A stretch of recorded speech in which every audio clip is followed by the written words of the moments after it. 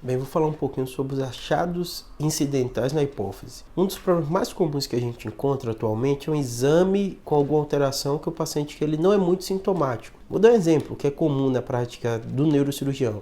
O paciente estava com dor de cabeça, ficou na dúvida, fez o exame de imagem, porque o neuro pediu, o clínico pediu, encontrou a lesão na hipófise. Na grande maioria das vezes, essa lesão ela não tem uma relação com aquele sintoma que o paciente procurou. Ele tinha uma sinusite, fez exame de imagem, acharam estranho a imagem, pediu a ressonância, encontrou essa lesão. E aí o que é que você faz, né? Primeira coisa, o tamanho da lesão. Se a lesão ela for pequena, então a gente está lidando com um incidentaloma na hipófise. A lesão for pequena, menor que 10 milímetros, a conduta é avaliar se o paciente tem alguma alteração clínica, se ele tem alguma sintomatologia clínica, você deve investigar a parte hormonal, se tiver algum tipo de relação. A gente sabe que os tumores de hipófise produtores acontecem e eles podem ser microadenomas pequenos e ter sintoma e precisar de algum tipo de tratamento. Se esse paciente não tem sintoma nenhum, você pode acompanhar o exame de imagem periodicamente. Eu costumo pedir anualmente se a lesão for pequena. Segunda coisa importante, se a lesão ela for maior que 10 milímetros, maior que 1 centímetro,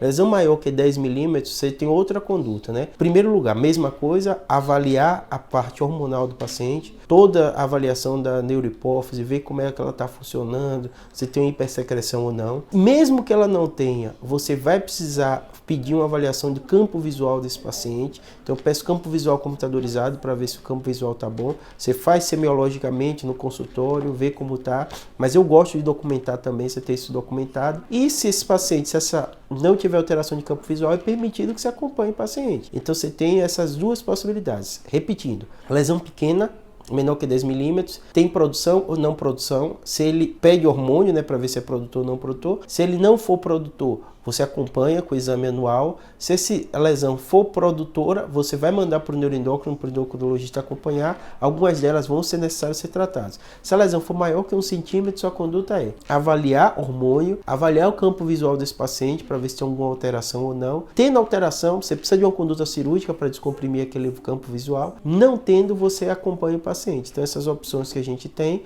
grande maioria dos pacientes vão ser lesões pequenas, sem produção de hormônio e que você vai ter que acompanhar periodicamente.